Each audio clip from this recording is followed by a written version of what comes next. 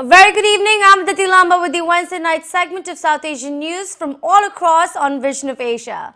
Much is happening in the community as we celebrate volunteerism, culture and performance arts this week. We continue to bring you all highlights from within the diaspora and again reach out to more individuals and organizations to come share their journey of self-expression and achievements. Email us on events@itvgold.com. Also, last night saw President Donald Trump deliver the State of Union address with Vice President Mike Pence and Speaker of the House Nancy Pelosi at the Capitol in Washington, D.C. Addressing Congress, President Trump touched on a range of domestic and foreign policy issues which included immigration, trade, infrastructure, healthcare, and much more. One of the highlighting moments also included the large number of Democratic women sitting together on the House floor wearing the color white in honor of the suffrage movement. The new Congress has a record number of women that have been elected this year. On that note, let's begin tonight's episode taking a look at the headlines. Association of Muslim Lawyers AMAL hosts 2019 Gala reception featuring Preet in New York. New Jersey Leadership Program promotes youth engagement in politics and policy, ITV Gold Studio.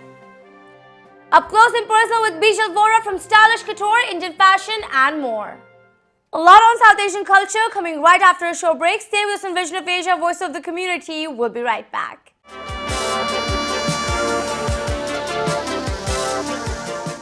Welcome again, I'm Dati Lamba and you are watching Vision of Asia, South Asian news segment. Let's begin the episode tonight taking a look at the recently held 2019 Gala evening reception of the Association of Muslim American Lawyers in New York City. Devoted to promoting human and civil rights of marginalized communities, the association has organized and participated in seminars, panel discussions, and community activism to promote justice and also an awareness of American and Islamic jurisprudence amongst minorities and immigrant communities. Gathering together a great number of American Muslim lawyers, the Gala reception celebrated the works and contributions of the association with a highlight of Preet as the chief guest of honor and keynote. He is the former U.S. Attorney for the Southern District of New York. Let's take a look at the highlights coming in from 2019 Gala reception of the Association of Muslim American Lawyers.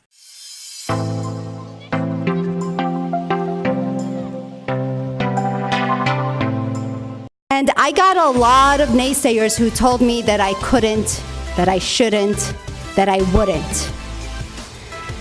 And I think a lot of that was embedded in my identity as a Muslim, as a woman, and as a person of color.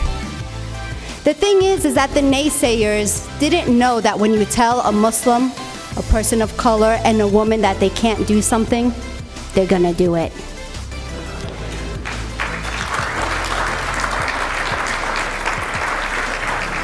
AMAL stands for the American Muslim Association of Lawyers, and it's a group of attorneys who have come together to support one another, to help our community, to defend our community, and to push for policies that are good for our community. And that means fighting a lot of injustice. And we need our entire community to be behind us, but we also need our entire community to be aware of what is going on. So if you have questions, contact us, contact AMAL, contact your other Islamic organizations. We're here for you and we need you to be here for us. Jazakumullah khairan. AMAL is a strong advocate for justice. To that end, AMAL has been vocal against racial and religious discrimination, bias crimes, and racial profiling. Following the Muslim ban order, AMAL lawyers volunteered to assist immigrants who were not allowed back to the US. AMAL lawyers conducted training, offered lectures, and wrote articles on how to oppose Muslim ban effectively. Along with other bar associations, civil rights organizations, and law firms, AMAL filed amicus brief to challenge the Muslim ban.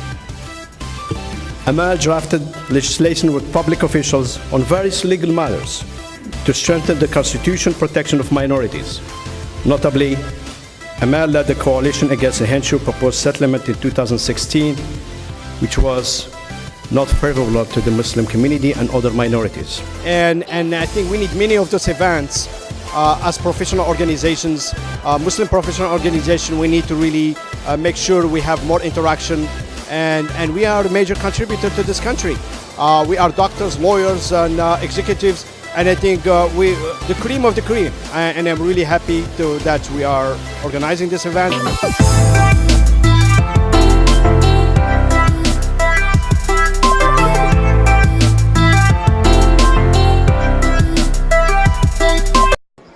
The conversation today is going to be about the abuse of power, right? So justice and abuse of power, they kind of go hand in hand, because if you have people that abuse their power, they're more than likely than not being just. And we as Muslims know that this is really the foundation of what our religion is upon. More than even, let's say, your rights or obligations. If you can't be just, you can't be merciful, then you're not doing something right. So I implore all of you to join us, AMAL, and any other group around you in your neighborhood that is all about justice. I implore you to go and join those groups and help us. Diversity, I believe, is maybe not as valued in some quarters as it has been before. Not just ethnic diversity, not just gender diversity, but also diversity of faith. Congratulations on your work. I look forward to seeing more great stuff and to coming back another time. And now these guys are going to grill me. And tonight was a great night. It was a celebration of Muslim lawyers who are active in our community, who are fighting for the civil rights of not just Muslims, but of all people, because when you fight for civil rights for any community, you're defending it for all. It's also great to have the former U.S. Attorney Preet Bharara here to talk about his experiences, his work. But tonight was truly a celebration of our community, and it was great to see people of all different backgrounds. Now there's Muslims sitting with us, standing shoulder to shoulder with us in a very difficult time. So it was a lot of fun. Because it's our view, and I think the view of a lot of people, that there's some things more important than party. You can disagree, hopefully agreeably and respectfully, with people about tax policy, about immigration policy, and the ways in which you increase or decrease legal immigration, how you deal with border security. You can disagree with people about Medicare.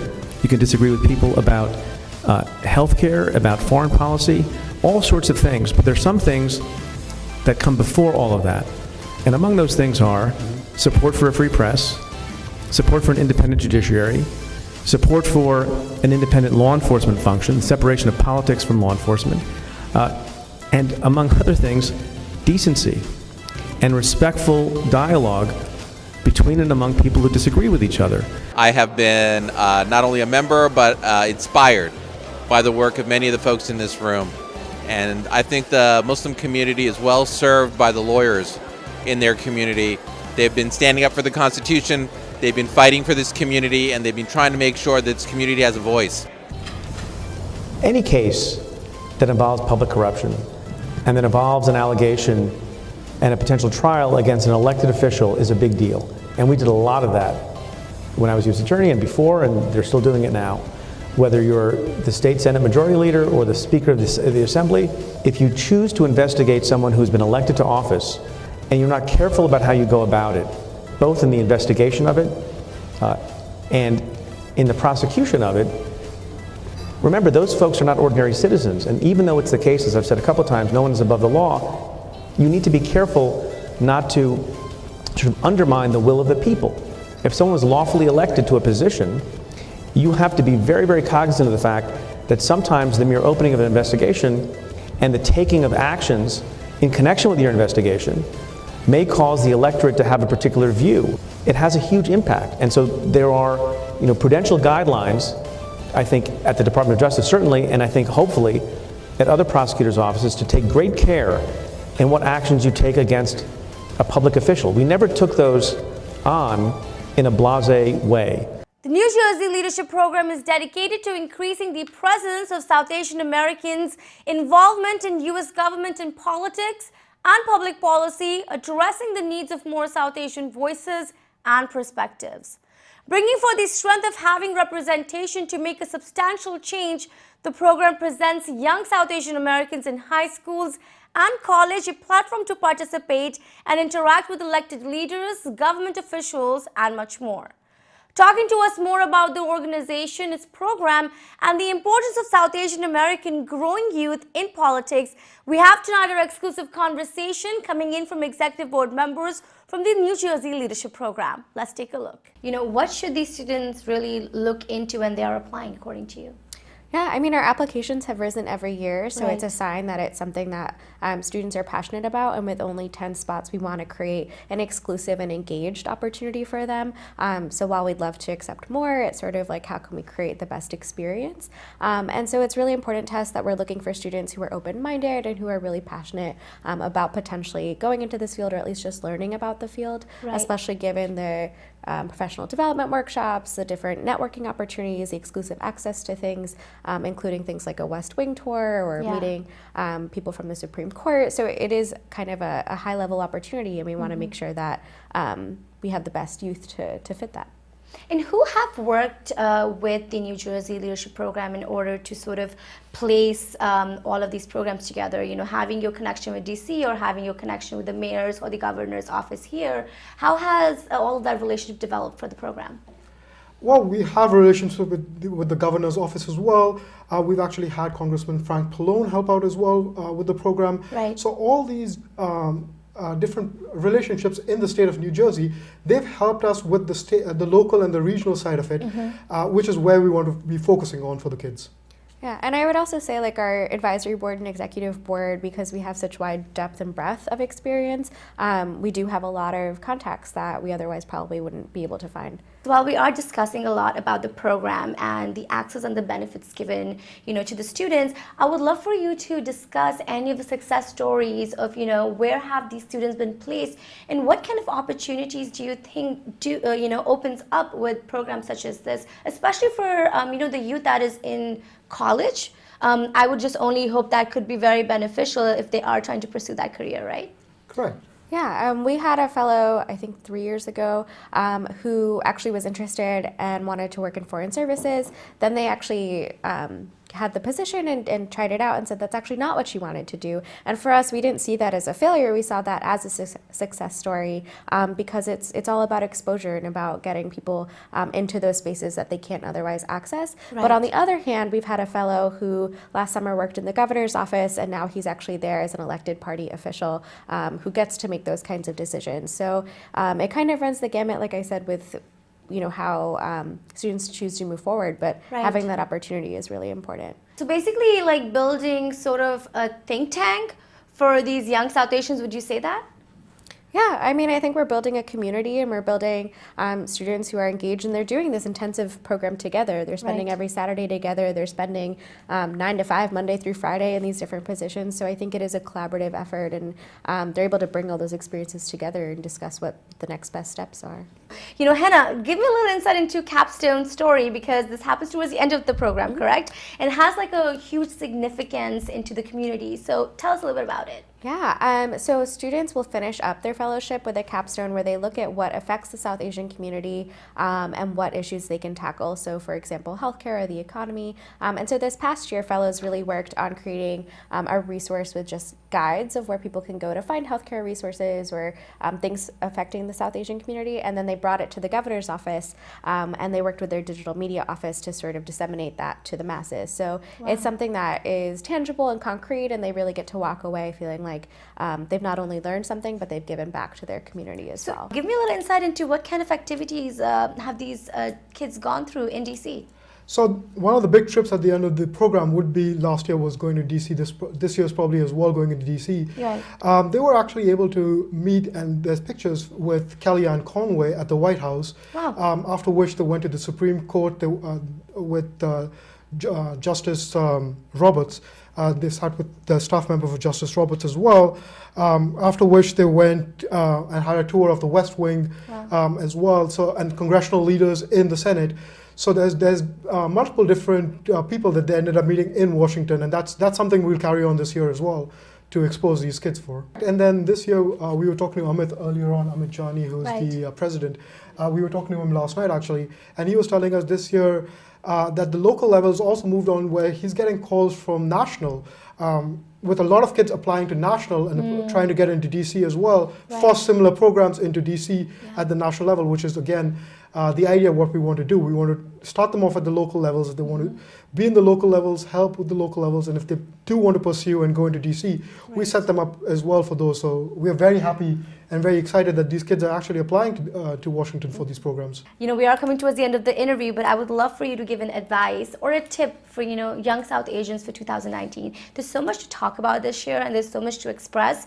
With, you know, having New Jersey leadership on your side, what's something you'd like to say to them? To apply for the program, obviously February 15th is the deadline for the program. I will plug the website a little more, saying newjerseylead.org.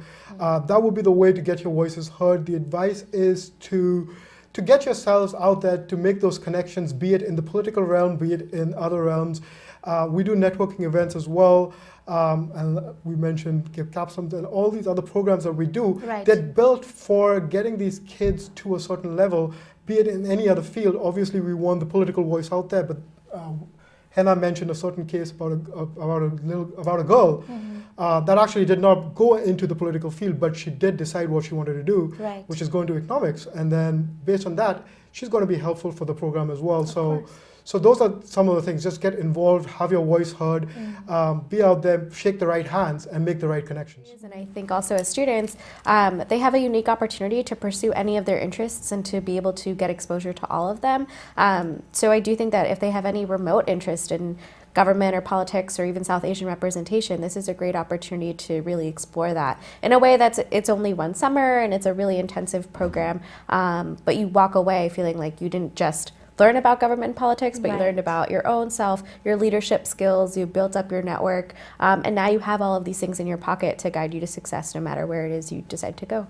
And it's time for the show break. Stay with us in Vision of Asia, Voice of the Community. We'll be back shortly.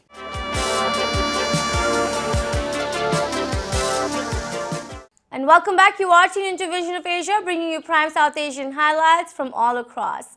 We now have an exclusive segment featuring Indian-American fashion designer and stylist, the CEO and founder of StyLush Couture, Bijal Vohra. The young South Asian American mom and entrepreneur has become one of the prominent voices and faces for today's modern Indian fusion fashion with her label, which fuses luxury with Indian elements. Dedicated to its authenticity towards customizations and glamour, the fashion label StyLush Couture proudly has been associated with many Indian celebrities and social media influencers and artists. We present to you tonight a segment of a styling session with fashion designer Bijal Vohra, in which she shares some exclusives from her collection. Let's take a look.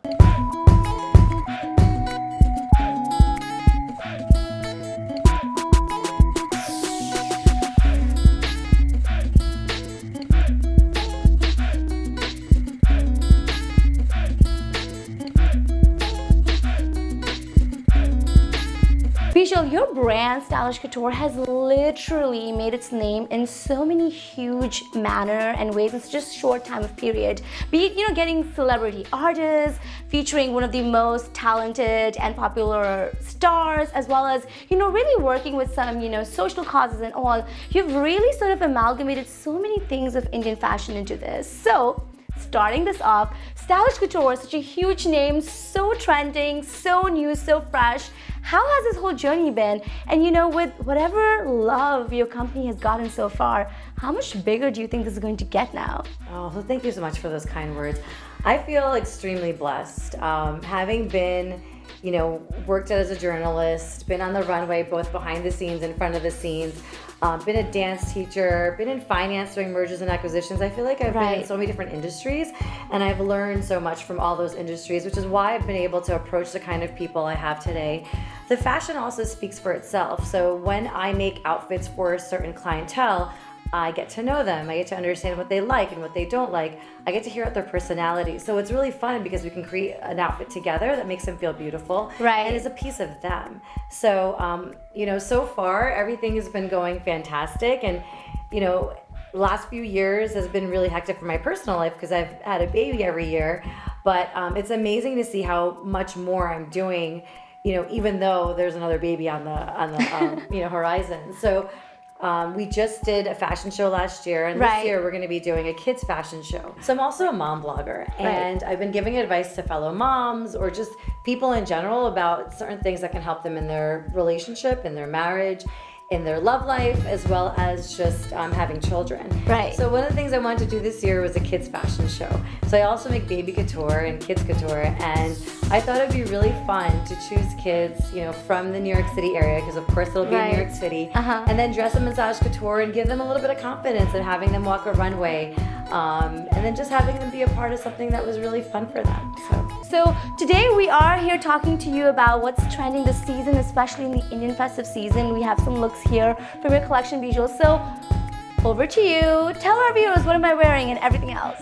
So I actually wanted to put her in something that was very Navratri-esque.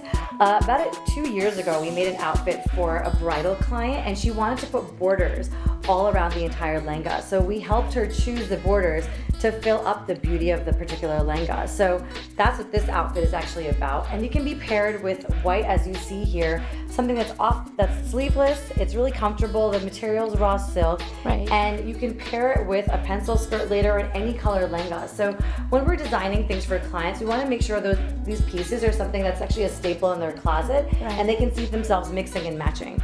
So just a little bit more on the colors. A lot of your collection here, as I see, also has a lot of colors. So taking some colors from my skirt that I have here, which I'm, by the way, really excited to wear, and it's super comfortable, everyone. I kind of want to go in here as well, Bijal, and kind of break down what else you have for us when we're looking for these wedding looks, or, you know, these festive season looks, and, you know, how can we sort of, you know, work around with this?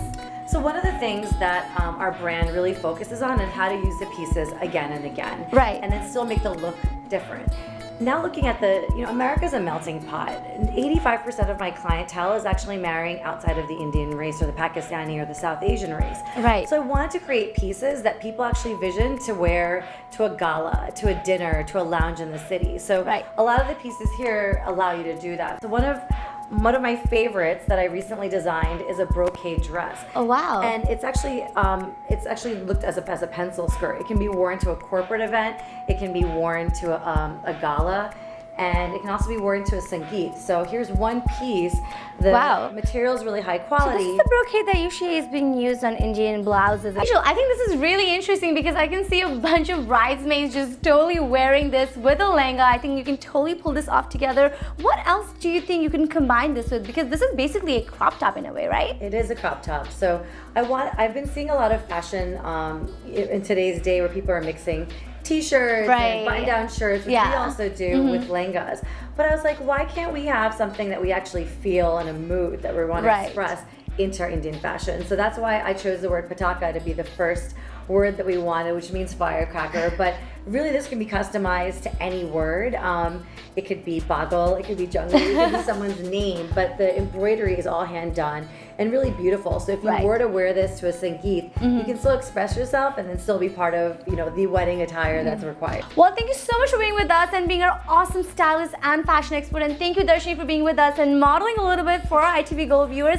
Any tips or suggestions you have for all of us girls that are getting ready and dressed for all of these festive seasons happening right now? Fashion a part of who you are and make it a part of what makes you feel comfortable. It's really important that when you're wearing something, it fits you well and that you're really in love with it and it makes you feel beautiful no matter what size you are, no matter where you're going in life, and it can actually fit in different places.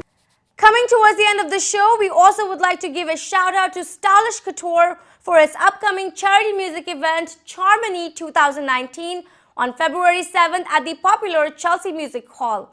An event which brings together urban Indian artists to empower, inspire, and give back with StyLush Couture. Proceeds will be donated to the Covenant House charity. Tickets are available online. Come celebrate style, music, and humanity. Also, another community update tonight happening at the grand opening of Better You Medical Spa in Wood, New Jersey.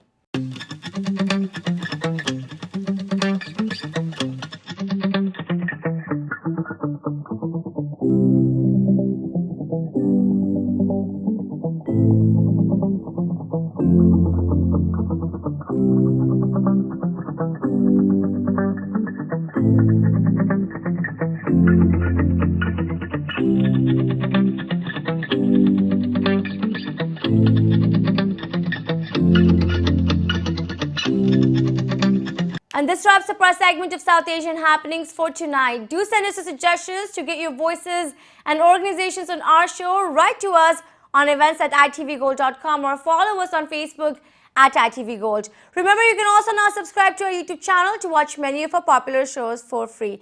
Thank you for tuning in tonight. This is Vision of Asia and I'm Aditi. Take care and be well.